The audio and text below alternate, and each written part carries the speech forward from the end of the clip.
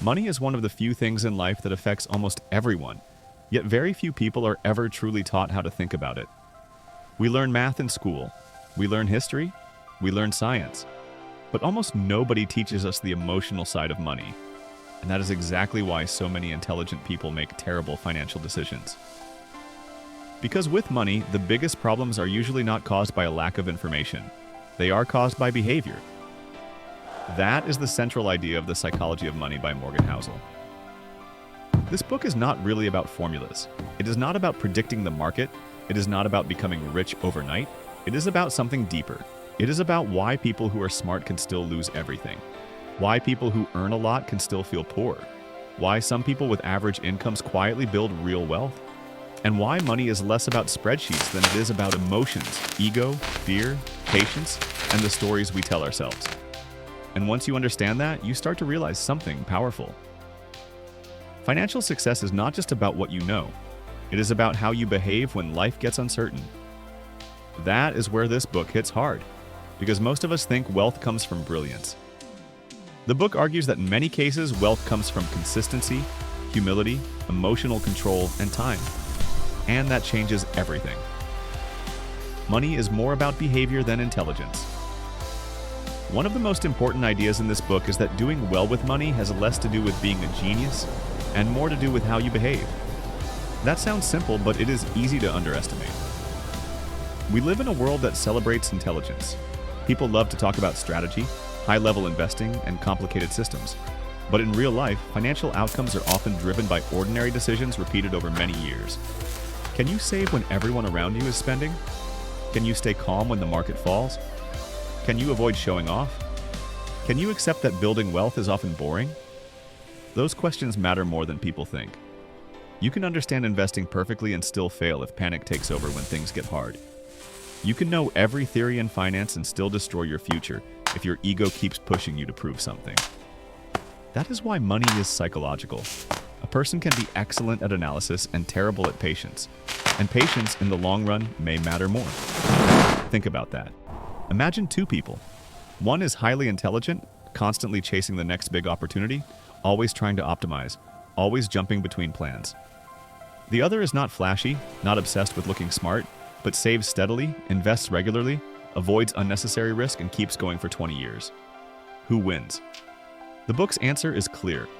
Very often, the second person. Because wealth is rarely the result of one perfect move.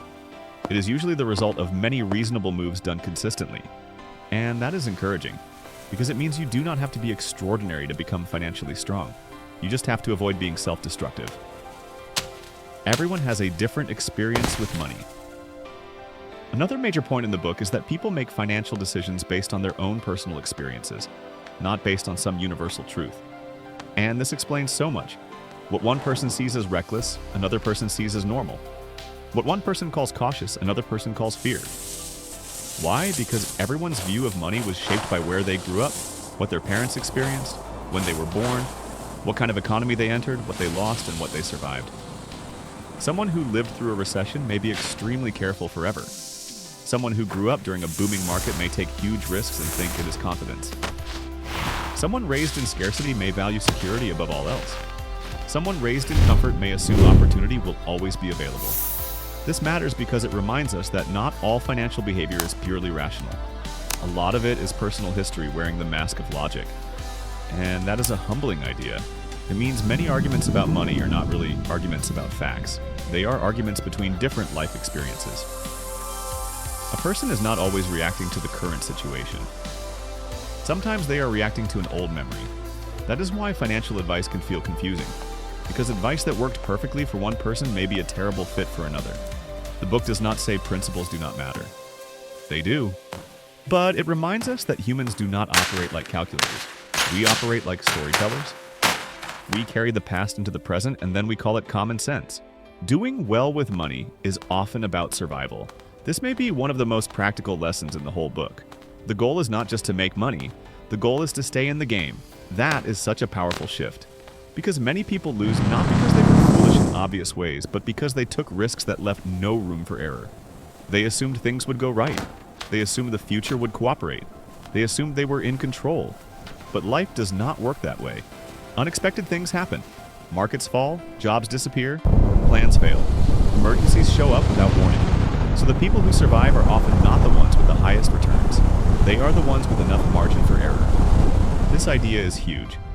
In life, in work, in money, margin often looks boring. Cash reserves look boring. Living below your means looks boring. Patience looks boring. But boring is underrated, because boring is often what keeps you alive when everything becomes chaotic. There is something deeply mature about realizing that strength is not always about pushing harder. Sometimes it is about leaving room for reality to be messy. Think of someone walking a tightrope. If every step has to be perfect, one small mistake ends the whole thing. But if there is a safety net, suddenly the same person can keep moving. That is what margin does financially. It gives you breathing room, and breathing room is power.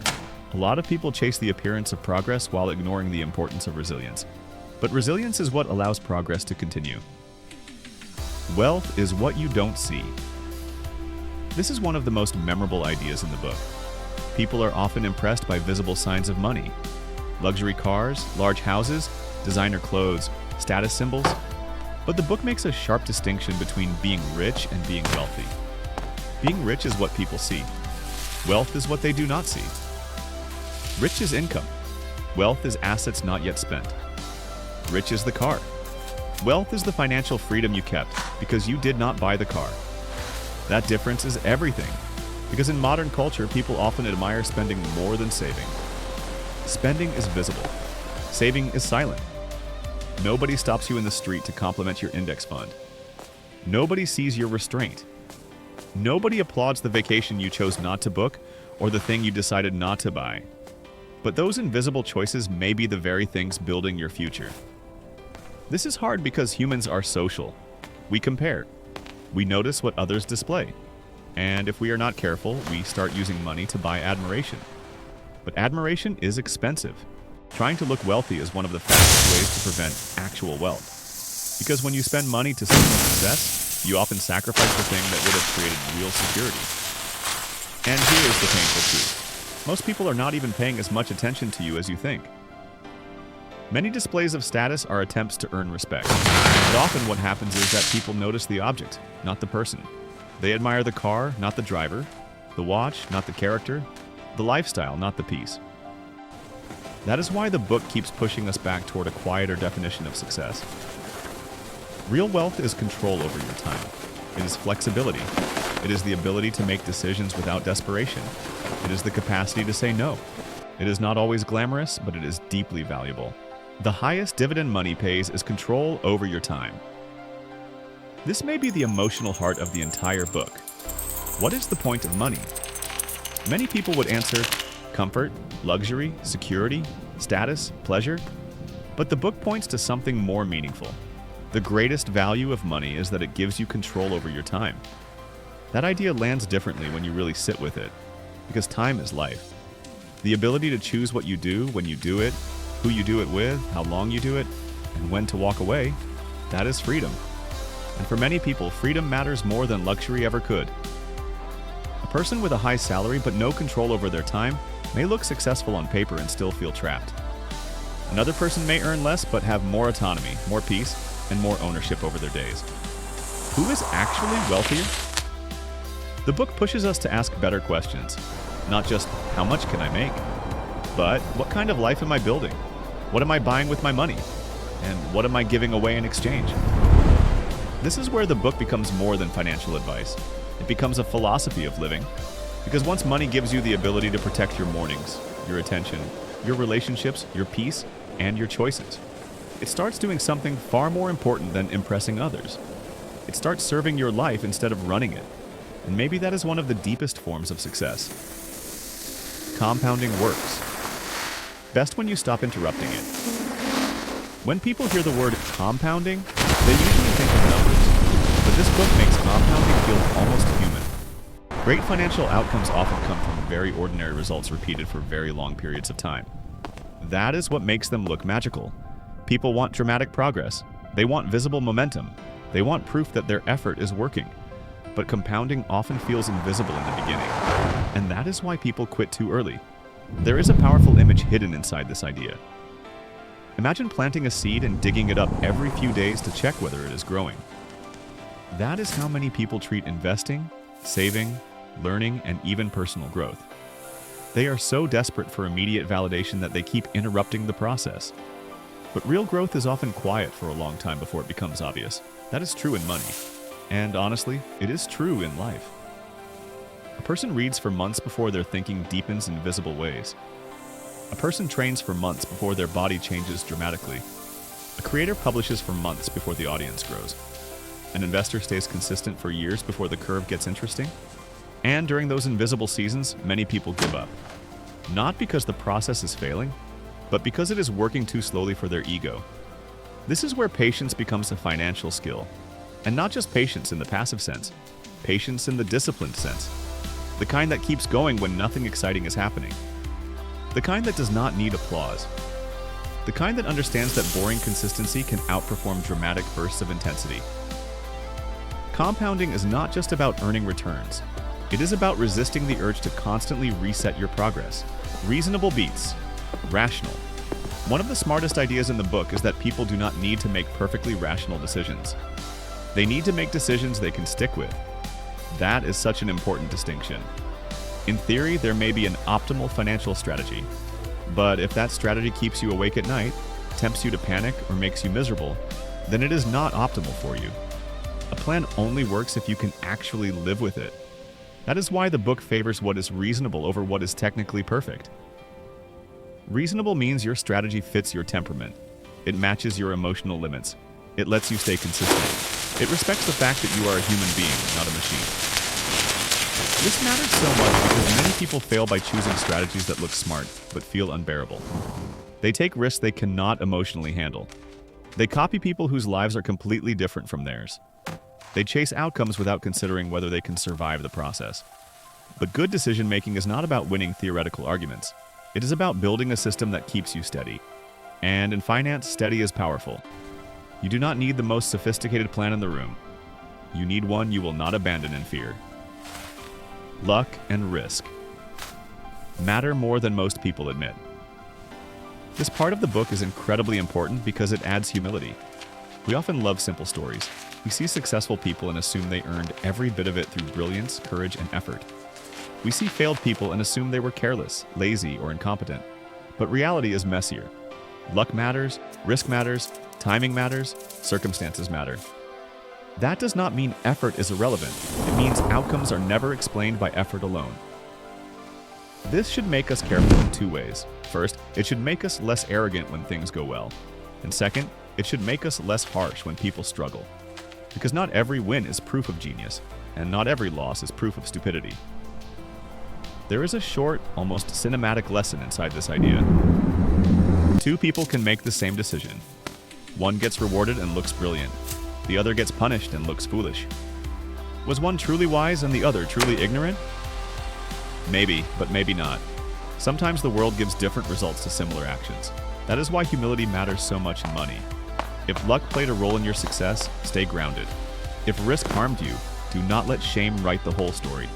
And when building your future, do not assume your current good fortune means the rules of life no longer apply to you. That belief ruins people. Saving is not just about money, it is about flexibility. The book also reframes saving in a way that feels surprisingly emotional. Many people think saving only matters when you already know what you are saving for. A house, retirement, college, a trip. But the book argues that saving itself has value, even when the exact purpose is unknown. Why? Because the future is unpredictable. And savings give you options. Maybe an opportunity appears. Maybe a crisis arrives. Maybe your priorities change. Maybe you need to walk away from something unhealthy.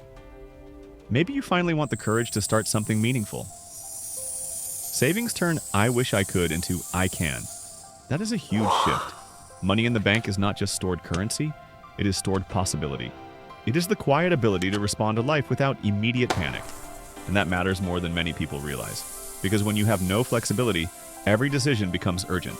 And urgent decisions are rarely your best decisions. Saving gives you space between event and reaction. And in that space lives dignity, calm, and choice. Enough is one of the most important words in finance. This may be the most moral lesson in the book. Knowing when you have enough can protect your life. A lot of financial destruction happens not because people had too little, but because they could not stop wanting more. More recognition, more status, more return, more proof, more winning. The problem is that more has no natural finish line, and when people lose sight of enough, they start risking what they have and need for what they do not have and may not need. That is one of the most dangerous trades a person can make. This idea is not about killing ambition. It is about controlling greed before greed controls you. There is something tragic about watching someone who has already built a meaningful life keep reaching so aggressively that they destroy the very thing they spent years creating. And this does not only happen with billionaires or hedge funds, it happens in ordinary life too. A person keeps working longer, spending harder, comparing more, chasing bigger, until they no longer remember what they were chasing in the first place. That is why enough is wisdom. Enough does not mean settling for mediocrity. It means recognizing the point where additional gain begins to cost more than it is worth. And that is a rare form of maturity. The big lesson of the book. So what is the real message of the psychology of money? It is this. Doing well with money is less about mastering formulas and more about mastering yourself. Your emotions matter, your habits matter, your ego matters, your patience matters, your ability to wait matters, your ability to define enough matters, your ability to avoid unnecessary risk matters, your willingness to live below your means matters, your desire for freedom matters, and maybe most importantly, your behavior when nobody is watching matters. Because wealth is often built in silence. Not in the dramatic moment, not in the viral success story, not in the flashy purchase, but in the repeated choice to be disciplined, patient, humble, and calm. This book reminds us that money is never just money. It is identity. It is fear. It is hope. It is memory. It is comparison. It is freedom. It is insecurity. It is possibility. And once you understand that, you stop asking only, what should I do with my money? You start asking a better question. What kind of behavior creates the life I actually want? That is the question that changes things. Because in the end, the best financial plan is not the one that sounds the smartest. It is the one that helps you sleep at night, stay in the game, protect your time, and build a life that feels like your own. And maybe that is why this book resonates with so many people. Because beneath all the discussion about wealth, investing, saving, and risk, it is really telling us something deeply human. A good life is not built by impressing strangers. It is built by creating enough stability, freedom, and wisdom to live on your own terms. That is the psychology of money. And that is why this book matters. The biggest lesson from the psychology of money is that financial success is not just about being smarter, it is about being calmer, humbler, more patient, and more honest about what truly matters. Because money can buy many things, but at its best, it buys freedom.